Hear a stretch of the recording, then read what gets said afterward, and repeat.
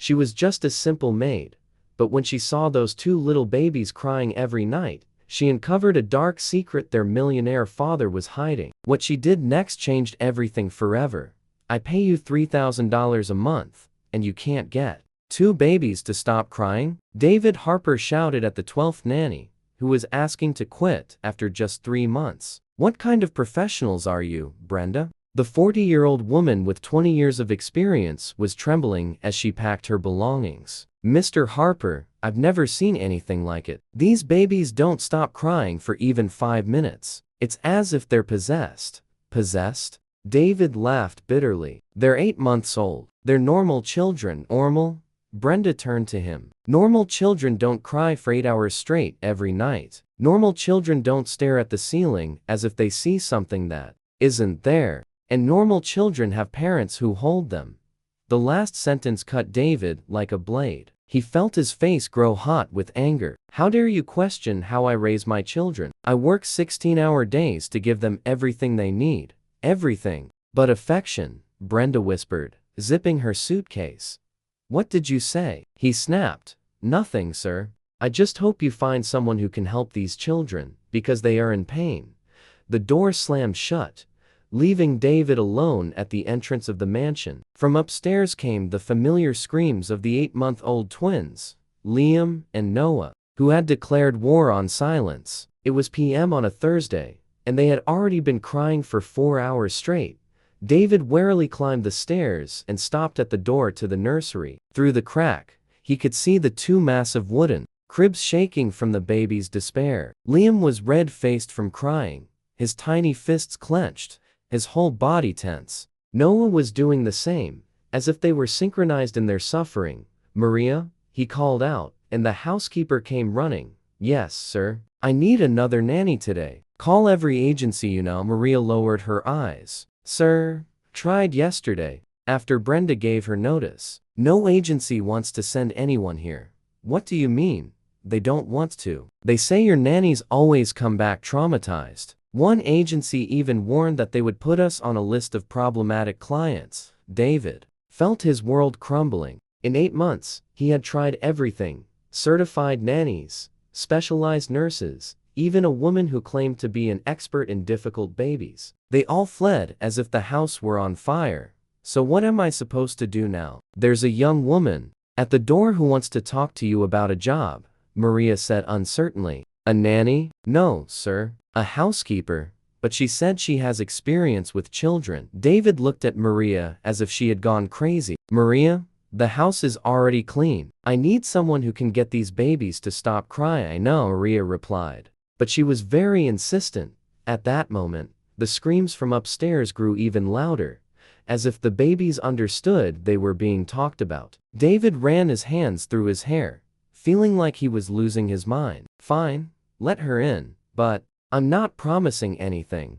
Eliza Stone walked into the room with confidence and no fear. 28 years old, with blonde hair in a ponytail, a simple white blouse, and worn-out jeans. She didn't seem intimidated by the mansion's luxury or the screams echoing through the house.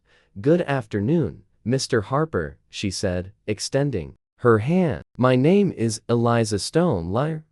I'll be completely honest. I don't need a housekeeper. I need someone who can get my children to stop crying.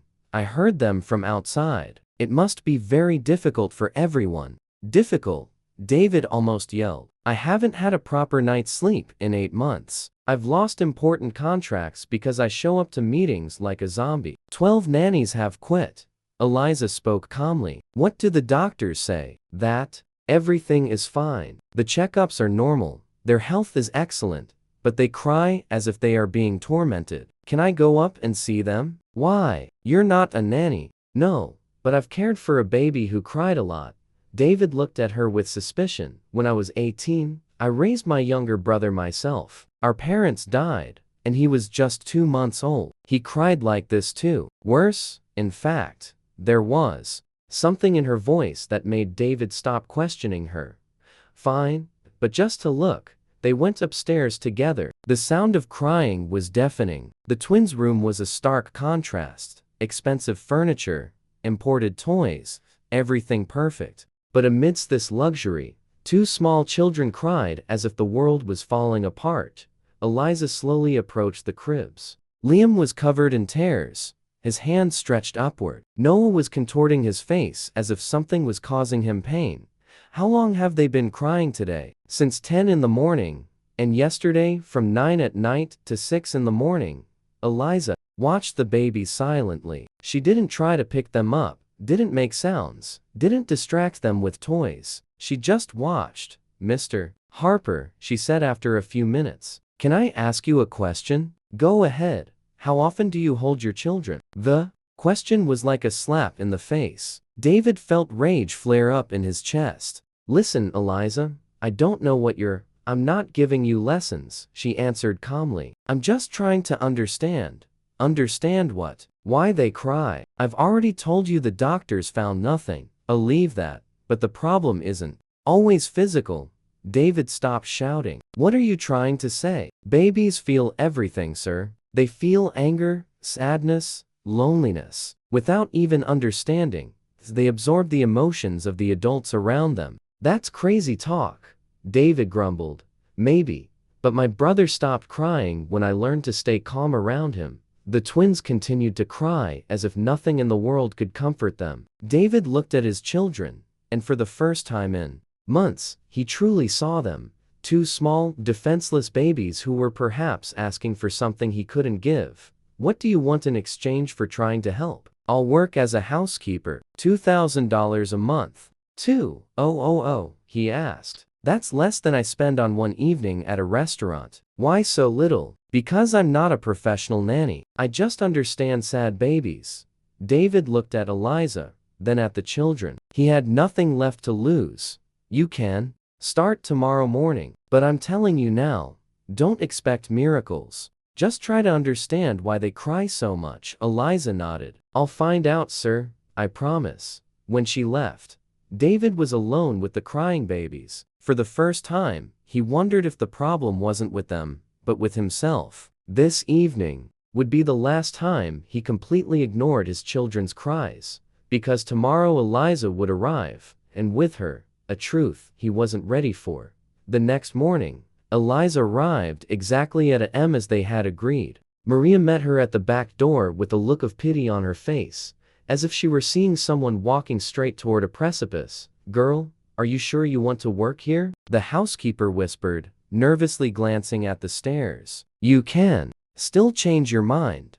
Why should I change my mind? Eliza asked, putting on her apron. Because they've been crying since a.m. Mr. Harper didn't even come down for breakfast. He locked himself in his study with the slammed door, as if it were a sign. The twins' cries echoed through the whole house, sounding so desperate they would make anyone want to run away. Eliza listened intently, as if deciphering a complex piece of music. Are they hungry? She asked. They were fed at 6 a.m., had their diapers changed, were washed. Everything as it should be, and they won't stop crying. Eliza slowly climbed the stairs to the second floor, following the sound of the crying. The corridor was elegant, with expensive paintings on the walls and a thick carpet that muffled her steps. But she immediately noticed something strange. All the doors were closed except for the nursery door. Maria, she called, and the housekeeper followed her up. What's Mr. Harper's room number? The last one down the hall, past his study, Maria replied. Eliza looked in the direction indicated. There were at least 60 feet between the nursery and the father's room. Mr. Harper always slept there? Always, since the boys were born, and before, when his wife was alive. Maria felt a bit awkward. Before, they slept in the master bedroom, which is on the other side of the house, but after Mrs. Sophia's death, he moved to the farthest room. Eliza stopped at the twins' nursery door. Liam and Noah were in their cribs, crying so intensely. It seemed impossible for such small children to maintain. But she didn't enter right away. Instead, she began to look carefully around the corridor. Maria, show me the whole house. I want to know every room. Why? You're only supposed to work in the kitchen and utility rooms. I want to understand how this family lived before the children were born. The housekeeper hesitated, but agreed. They went down to the first floor, and Maria began the tour. The house was enormous. Living room, dining room, library, study, gourmet kitchen, recreation area. Everything was impeccably decorated, but with a cold feel, as if no one truly lived there. Where did you eat when Mrs. Sophia was alive? Eliza asked. In the dining room. She always insisted that they were family moments. And now, Mr. Harper eats in his study when he eats. Sometimes he spends the whole day just drinking coffee. Eliza approached the dining room. The mahogany table for 12 was immaculate, as if it had never been used. But on the buffet, there were round marks on the wood, as if someone had constantly placed and removed objects there. What used to be here? She asked, running her finger over the marks. Family photos. Mr. Harper had everything removed after the boys were born. Where to? To Mrs. Sophia's room. He locked the door, and no one is allowed to go in. Eliza felt her chest tighten. He forbade any of his wife's things from staying in the house. Not just forbade it, he took everything. Himself. The photos, clothes, perfume, even the flowers she used to tend to. He said he didn't want painful memories around the house. When did this happen? Right after they brought the babies home from the hospital. During the first week, Eliza went upstairs again, this time paying attention to details she had missed before. On the corridor walls were light, rectangular marks, as if paintings had been taken down. At the end of the corridor was a door with a lock that was different from the others. Is that Mrs. Sophia's room? She asked. Yes, that was the couple's master bedroom. It's been locked for 8 months now. Eliza put her ear to the door. On the other side, there was a deathly silence, as if the room were dead. But what surprised her most was its location. The room was right next to the nursery. Maria, can I ask a personal question? Depends on the question. How did Mrs. Sophia die? She had complications during childbirth. She lost a lot of blood after the C-section. They couldn't save her. And Mr. Harper was in the operating room. He was there when she passed away. He came out completely shattered. Eliza returned to the nursery, where Liam and Noah were still crying. This time she entered and walked up to the cribs. The children were clearly exhausted, but couldn't stop crying. You feel it, don't you? She whispered, looking at them. You know, there should have been someone very important here. But they're not. As if understanding her words, the babies cried even louder. Eliza noticed something that none of the previous nannies had. They weren't crying in a random direction. They were always looking at the wall that separated their room from their parents' room. Maria, she called. Come here for a minute. The housekeeper reluctantly entered the room. What is it? Look where they're looking when they cry. Maria watched for a few seconds. Liam turned his face toward the right wall. Noah did the same. It was as if they were calling out to someone on the other side of the wall. Oh, my God, Maria whispered. They're looking at their mother's room. Exactly. And I'm sure they've been doing it since birth. But that's impossible. Babies don't know where people are. They don't know where they are, Eliza corrected. But they know where they should be. At that moment, the door to the room suddenly burst open. David stormed in, his hair disheveled and a wild look on his face. What are you doing in here? Why aren't you doing what you were hired for? Mr. Harper, Eliza replied calmly.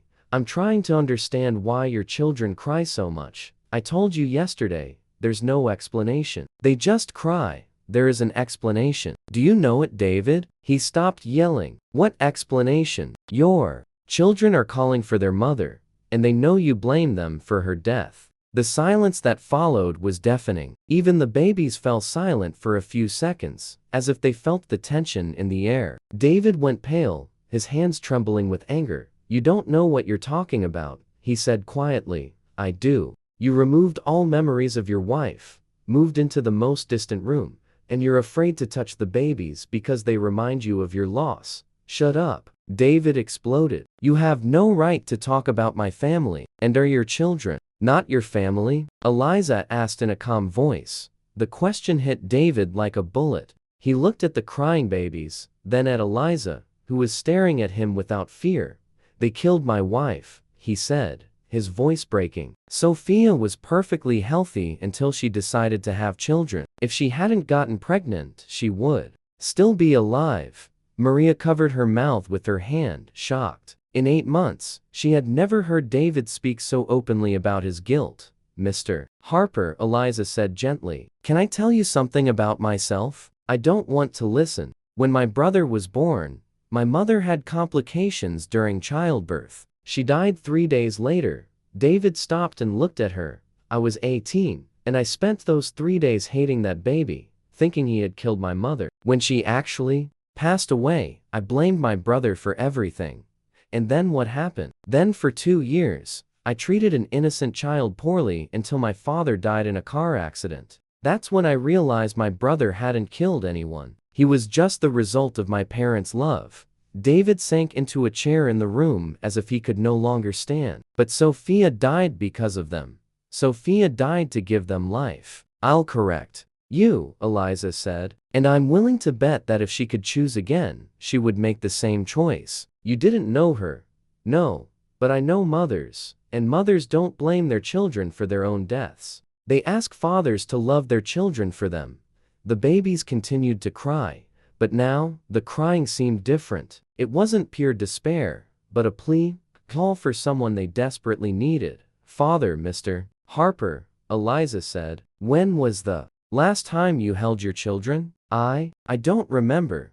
You don't remember, or you never did. David closed his eyes. I could never do it. Every time I look at them, see Sophia dying on the operating table, and they feel it, which is why they cry so much. They know they should be loved, but all they get is rejection. Maria, who had been silent until then, finally spoke. Mr. Harper, Mrs. Sophia always said she wanted the children to grow up surrounded by love. She said that? David asked, his voice choked. She did. In the last months of her pregnancy, she talked about nothing but raising the boys with great care. Eliza slowly approached David. Do you want to try for just a few minutes? Try what? To hold one of your children.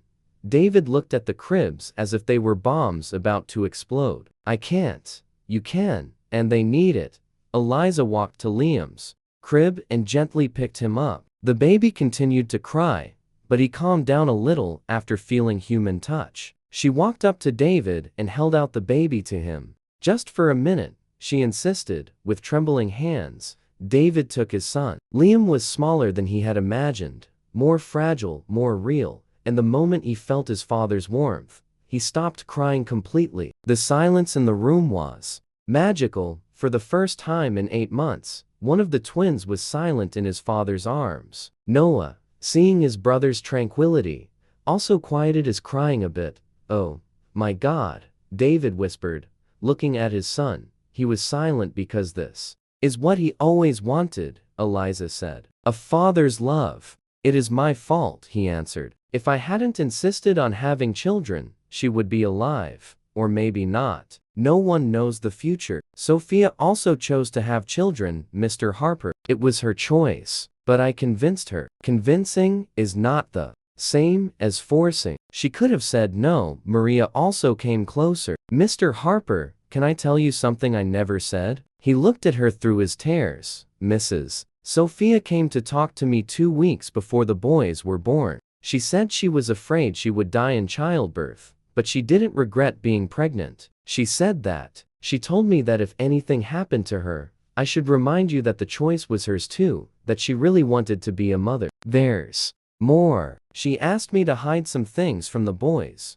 Letters, photos, memories. She said that when they grew up, I should give them everything. What letters? Letters she wrote for Liam and Noah, one for each year of their lives until they're 18. 36 letters in all. Eliza felt a shiver. Where are those letters hidden? In her room. Mrs. Sophia gave me a spare key and made me promise that I would only open the room when you were ready. David looked at Maria with disbelief. You had access to that room all this time? I did, but I respected your pain. I knew it wasn't the right time. But now, the time has come, Eliza interjected. Now, your children need to meet their mother, and you need to finally say a real goodbye. David looked at the babies, who had calmed down a bit during the conversation. It was as if they knew something important was happening. I don't know if I can go into that room, he admitted. You don't have to go in alone, Eliza said. We'll go with you, and if it's too painful, it will be. But the pain you're feeling now by running from the memories is worse. Maria took a bunch of keys from a drawer. Sir, that room has been locked for 8 months. Maybe it's time to let in some fresh air.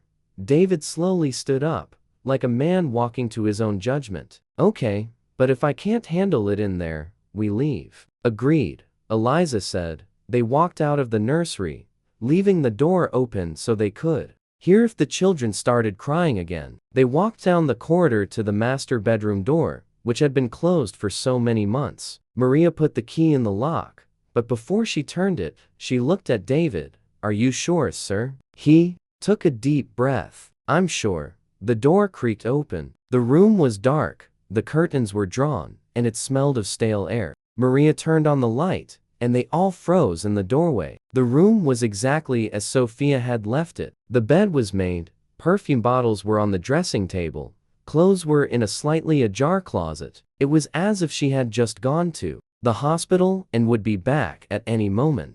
David took a step forward and stopped. I can smell her perfume, Mrs. Sophia always used that rose scent, Maria said softly. Eliza looked around the room carefully. There were photos everywhere. David and Sophia on trips, celebrating anniversaries, their wedding day. On the bedside table was a picture of a pregnant Sophia, smiling and holding her belly.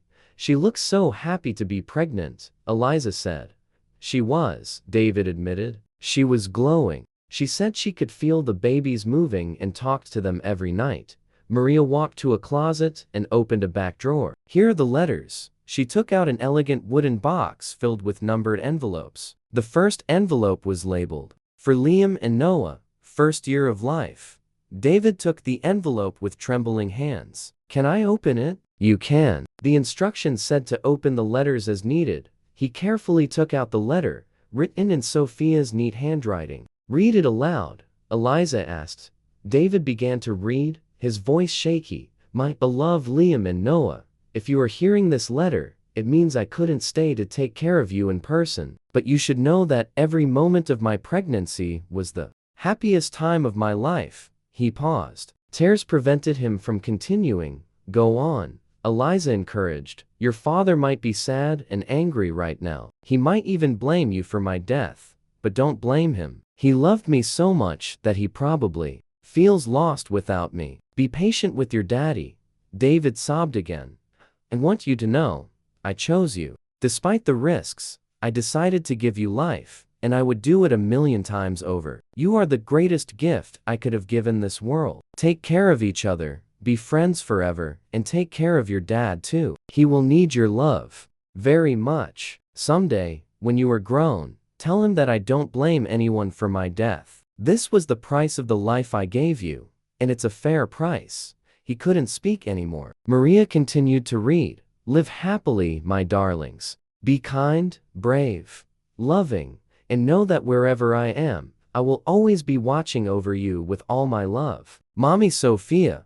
Complete silence reigned in the room. The three adults cried, processing the words written by a woman who knew she might die, but chose to leave behind love instead of bitterness. She doesn't blame me, David whispered. She never did, Maria confirmed. She said the only thing that worried her was thinking you might blame yourself forever. Eliza approached David. Your children didn't kill your wife, Mr. Harper. They are the last gift she left you. David looked around the room and, for the first time, didn't see a monument to pain, but a place full of love and happy memories. I want to try, he finally said.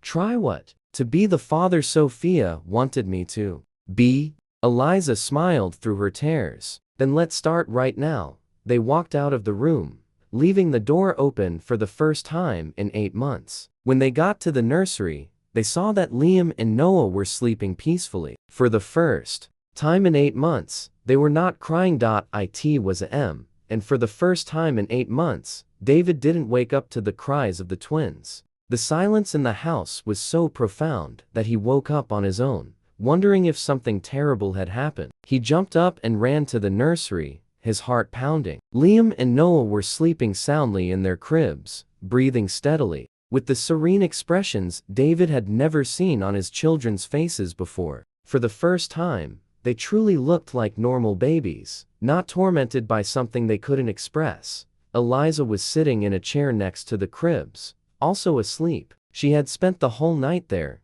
watching to make sure the babies were really at peace. David stood in the doorway, observing a scene he never could have imagined. "Mr. Harper," Eliza whispered, waking up from the noise he made at the door. "Are they okay?" "They slept all night without a single whimper," he answered quietly. Afraid to break the spell, he cautiously approached the cribs, as if seeing his children for the first time. Liam had a calm expression on his face, his little fist clenched near his mouth. Noah was sleeping on his stomach, his pink face resting on the pillow.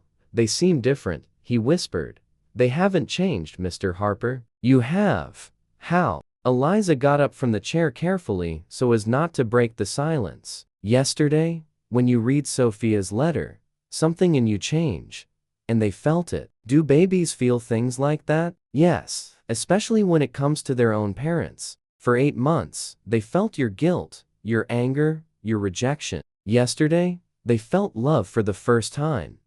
David watched the children silently. It was true that after reading Sophia's letter, something in him had shifted. The immense sense of guilt he had carried for 8 months had lessened, giving way to a painful but necessary awareness. "Eliza," he said softly, "can I ask you a question?" "Of course. Why do you care so much? You don't know me. You didn't know my family. Why are you doing this?" Eliza smiled sadly. "Because I know what it's like to grow up without a father's love." "Your father didn't love you?" "My father loved me, but he was lost in his own pain. After my mother's death, he blamed me for what happened for 2 years. 2 years when I felt like I didn't deserve to exist." David clutched his chest. "What happened then?" "He died in an accident, without ever being able to forgive me, without ever being able to truly love again." "I'm so sorry. I don't want your children to go through what I went through. I don't want them to grow up thinking they're to blame for their mother's death." Liam stirred in the crib, making a quiet sound, but he continued to sleep. David felt a strange desire to go over and touch his son's face, but he still hesitated. "You can touch him," Eliza encouraged. "He won't wake up." With extreme care, David reached out and touched Liam's cheek. The skin was soft and warm, completely real. For 8 months, he had looked at the children as ghosts of his deceased wife. But now, he saw that they were just babies who needed a father. "He's so little," he mumbled, "and so defenseless. He needs you very much." "I don't know how to be a father, Eliza. I never learned. No one is born with that knowledge. We learn by doing." David slowly pulled his hand back and stepped away from the crib. "And what if I do everything wrong? What if I accidentally cause them more pain? Then we'll fix it. Making mistakes while trying is better than doing nothing at all." At that moment, Noah opened his eyes, not crying, but just looking around. When he saw David, he didn't scream like he usually did. He just watched. "He's looking at me," David said, surprised. "Yes, he wants to get to know his father." "And now what? What should I do?" "Talk to him. Babies love to hear their parents' voices." David nervously approached Noah's crib. "Hello, son." The word son came out of his mouth strangely, as if in a foreign language. But Noah smiled a small, unmistakable smile. He smiled. David exclaimed softly, because he recognized his father's voice. Liam also woke up from the sounds, but like his brother, he didn't cry. He just watched with interest. "They're really beautiful," David admitted, looking at the 2 calm children. "They look like Sophia when she smiles," Eliza said. "That's true. They have her eyes, her face shape, and probably your stubbornness, sir." "I hope not too much." David chuckled softly. "I'm very stubborn. Stubbornness can be a good thing. It means you don't give up easily." Noah began to make quiet sounds, not crying, but as if trying to talk. David looked at Eliza, not knowing what to do. "He wants attention," she explained. "He wants his father to talk to him." "What should I talk about?" "He doesn't understand anything."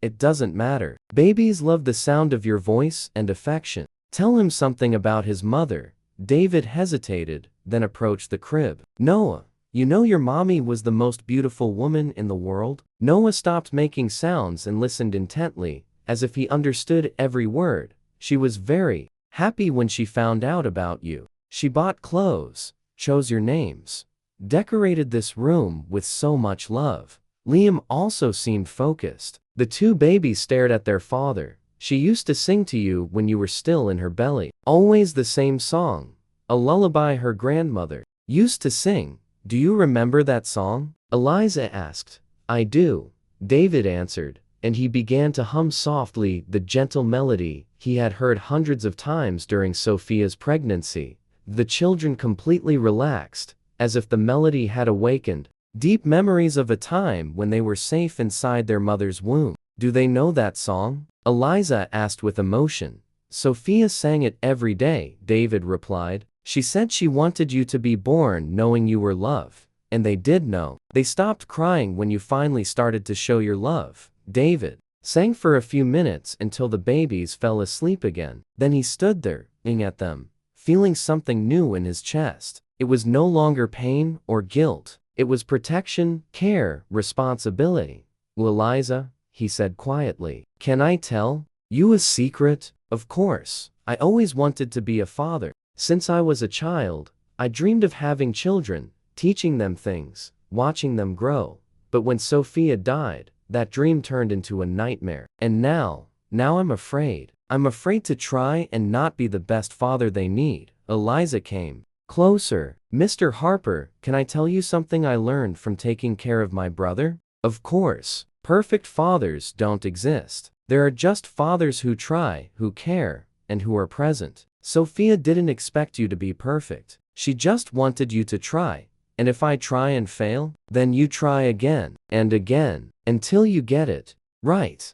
Liam stirred and opened his eyes again. This time, when he saw David, he stretched his hands up, as if asking to be picked up. He wants me to hold him? David asked in surprise. Yes, Eliza replied. He's asking for a father's affection.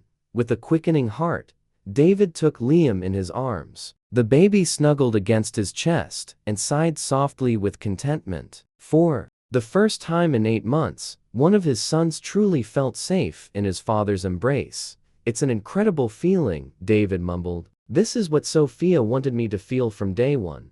Seeing his brother in his father's arms, Noah also started to stretch his arms out. David looked at Eliza, hesitant. Eliza went down to the room Maria had prepared for her on the first floor. For the first time since her arrival, she felt that she had accomplished her mission. The children were calm. David was learning to be a father. The family was beginning to heal, but she knew it was a long road ahead. The changes had begun, but it would take a lot of work for them to become permanent. There was no sound from upstairs. For the first time in 8 months, the Harper house slept in complete silence. A week had passed since the day everything changed. David woke up every day at a.m., no longer because of the children's desperate cries, but by his own choice. He had discovered the joy of watching Liam and Noah sleep, noticing the peaceful expressions he had never seen before. That Friday morning, he found Eliza in the kitchen, preparing bottles as she did every morning since her arrival.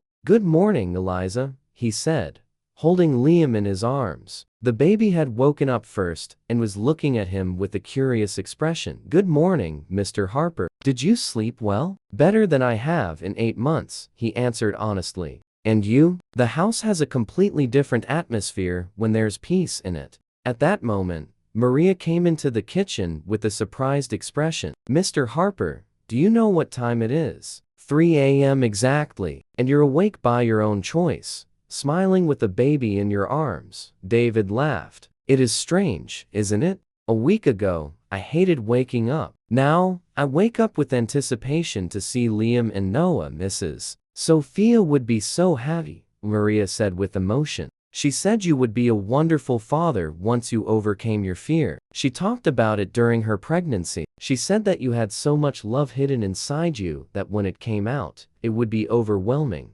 Eliza watched the conversation, finishing the second bottle. It was amazing to see how much David had changed in just 1 week. The bitter and guilty man had given way to someone who genuinely wanted to learn to be a father, Eliza, David said. Can I ask you a favor? Of course. I want to take Liam and Noah to the company office today. Will you come with me? Eliza was surprised. Are you sure? It's not really the right place for small children, I'm sure. I want my employees to meet my children. For 8 months, I acted as if they didn't exist. Now, I want to show everyone that I am a father. Maria smiled proudly. Mrs. Sophia always wanted you to take the boys to work sometimes. She talked about it. She said she wanted the children to grow up seeing their father work, so they could be proud of him. David felt a familiar, sharp pang of nostalgia, but this time, it was different. It was no longer paralyzing pain, but a sweet longing mixed with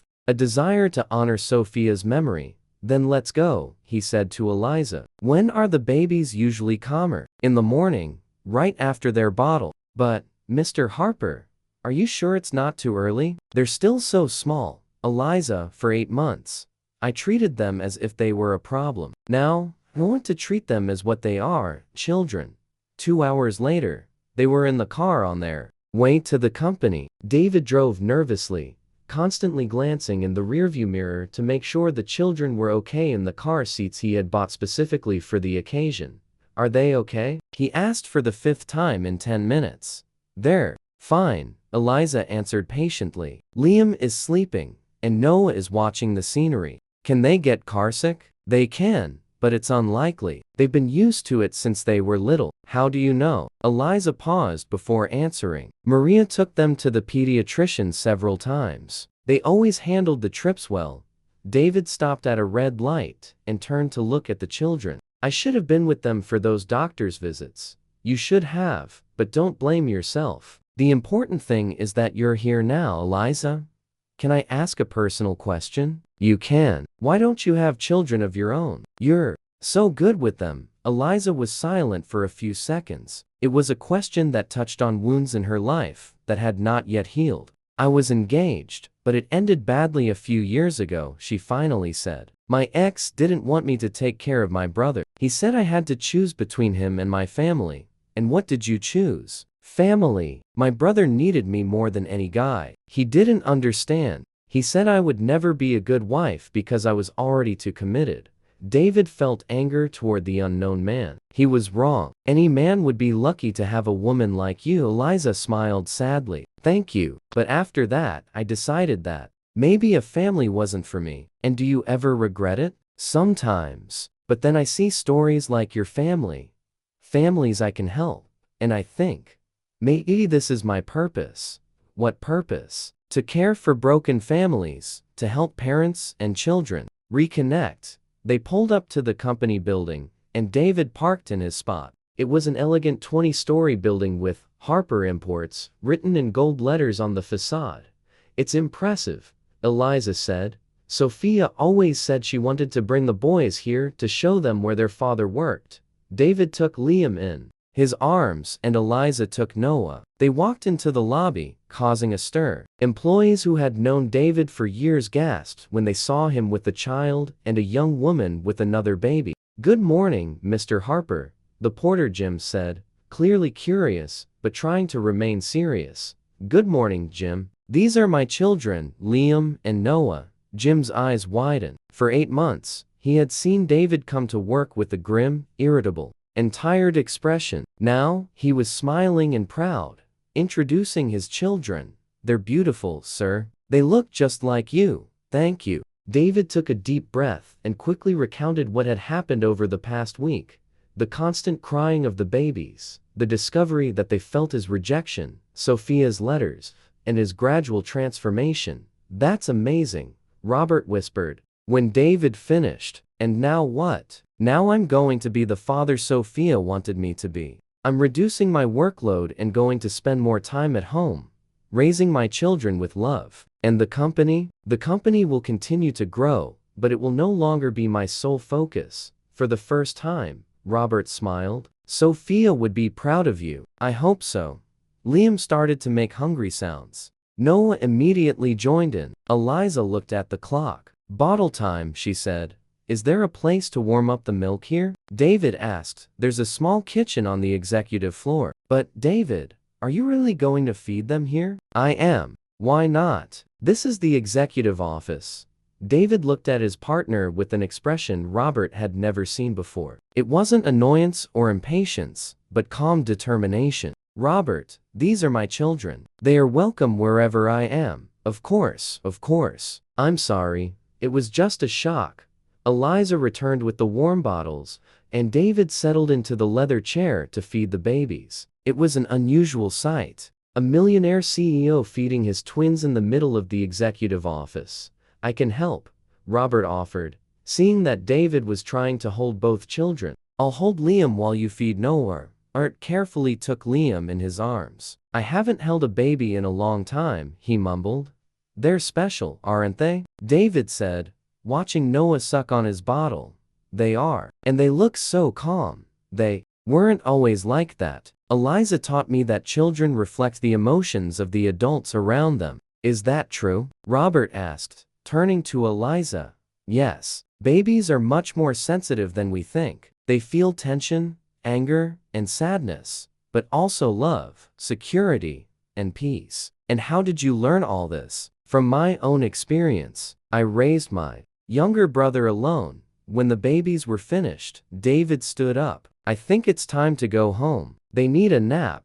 David, Robert said. Can I be frank? Of course. In our 15 years of partnership, I've never seen you so whole. Are you truly happy? David looked at the sleepy children in his and Eliza's arms. You know, Robert, I thought I had lost everything when Sophia died. But in reality, she gave me the greatest gift of all, her children. And I almost lost that gift because of my own selfish pain. But you didn't lose it. You still have time to fix everything. I did, thanks to Eliza. Eliza blushed at the compliment. Mr. Harper, all the credit goes to you. I just showed you the way, a way I would never have found alone. They walked out of the office under the gaze of surprised and admiring employees. In the car, David drove more relaxed, softly humming the lullaby Sophia used to sing. Mr. Harper, Eliza said as they approached the house. Can I ask you a question? Always. What do you plan to do in the future with the babies, your work,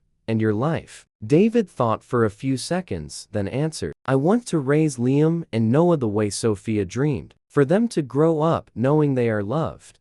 That their mother wanted them very much, and that their father is here for them. And work? Work will adjust. I'll hire more people, delegate responsibilities. I want to be there for their first steps, their first words, all the firsts in their lives. And regarding my longing for Sophia, I'll honor her memory by becoming the husband and father she wanted me to be. I'll tell them stories about her, show them photos, and read the letters she left behind. Eliza smiled. She would be so proud. When they arrived, Maria was waiting for them at the door with a worried expression. How did everything go? The boys were perfect, David replied proudly. Today, they were the most remarkable babies in the city. And how did it feel to take them there? I felt whole. For the first time in 8 months, I felt like a real father. Maria smiled with tears in her eyes. Mrs. Sophia is watching all this from above. I'm sure of it. I think so too. They walked into the house, which no longer seemed like the dark and silent place it had been a week ago. There was life there. There was a future. There was hope. Eliza went upstairs with David to put the babies down for their nap. In the room, he carefully placed them in their cribs and covered them with light blankets. Good night, my darlings, he whispered. Daddy will always be here for you. Liam and Noah closed their eyes almost immediately, as if they knew they were now safe, loved, and protected. Mr. Harper, Eliza said as they left the room. Can I say that I'm proud of you? You can. And thank you for giving me back my children. And myself. It was a joy to see a family come back together. It's the best gift I could have received. They went down to the kitchen together, where Maria was preparing dinner. The house was at peace, filled with life and possibility. The transformation was complete. David had become the father he always could have been. Liam and Noah had finally received the fatherly love they needed, and Eliza had fulfilled her mission to heal a broken family. But there was one last surprise, a revelation that would change everything forever. 6 months after that first night of peace, the Harper house was completely transformed. The laughter of Liam and Noah, who were now 1 year and 2 months old, echoed through the corridors where only silence and tension had once reigned. David had become the present father Sophia had always dreamed of, and Eliza continued to be the guardian angel who held the family together. It was a Saturday morning when everything changed forever. Eliza was in the kitchen, preparing breakfast, when she heard David talking to the children in their room. In recent months, he had developed a habit of telling them stories about Sophia every morning, showing them photos of their mother, and reading excerpts from the letters she had left behind. Liam, "Oh, look how beautiful you are in this photo with mommy," she heard him say. "She was holding you in her tummy and said you would be the most loved babies in the world." Eliza smiled, preparing the morning bottles. In 6 months, she hadn't grown tired of listening to David talk so tenderly about Sophia. The pain had turned into a sweet longing, and the guilt had given way to gratitude. Suddenly, a shout from upstairs, full of such urgency, startled Eliza. She rushed upstairs, fearing something had happened to the babies. In the room, she saw David holding Liam. His eyes were shining with tears of joy. "What happened?" she asked, concerned. "Eliza, you won't believe it," he said, his voice full of emotion.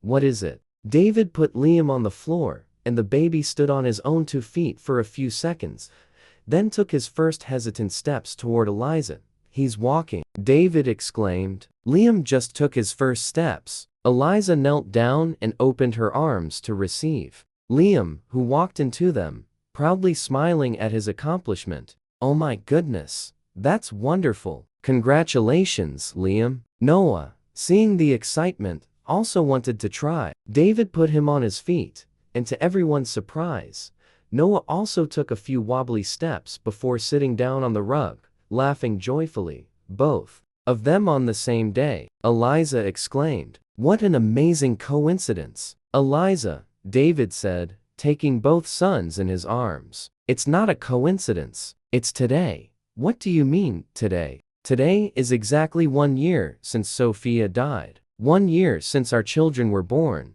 Eliza felt a shiver. Indeed, it was February 15th, a date that had brought so much pain and, at the same time, life to the Harper family. And the children had chosen this very day to take their first steps. She whispered, "It's as if Sophia is saying that everything is okay, that life goes on, that our children are growing up happy." Maria came to the doorway, attracted by the joyful shouts. "What's going on in here?" Maria, Liam, and Noah took their first steps, David announced proudly. "Both on the same day, and not just any day. Maria, it's the anniversary of Sophia's death." Maria put her hand to her chest, touched. "Mrs. Sophia is seeing all of this." "I'm sure of it." David put the babies on the floor again. They continued to try to walk, each step celebrated as a great achievement. Eliza watched the scene with a full heart and tears in her eyes. "Mr. Harper," she said, "can I tell you something?" "Always." "Today is also a special day for me." "Why?" Eliza took a deep breath and answered, "Today is exactly 6 months since I came here, and in these 6 months, I've seen the most amazing transformation I've ever seen in my life." "What transformation?" "Yours, Mr. Harper. 6 months ago, you were a broken man, consumed by guilt, unable to love your children. Today, you are the most devoted father I know." David's eyes filled with tears. "Eliza, if it weren't for you, I would have never gotten here." "You would have. It just would have taken longer and been harder. But love always finds a way."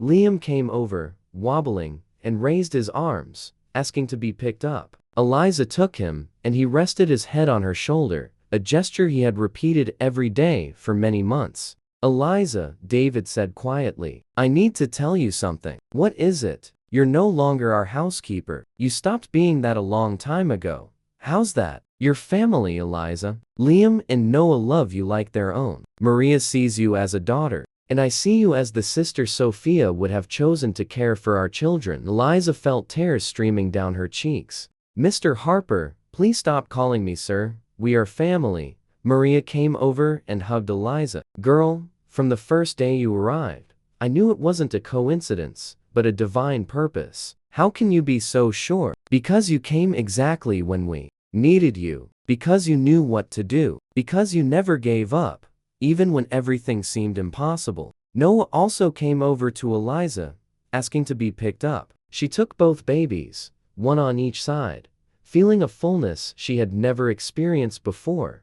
Eliza, David said, I want to make you an offer. What is it? I want you to officially become Liam and Noah's godmother, not just on paper, but in life.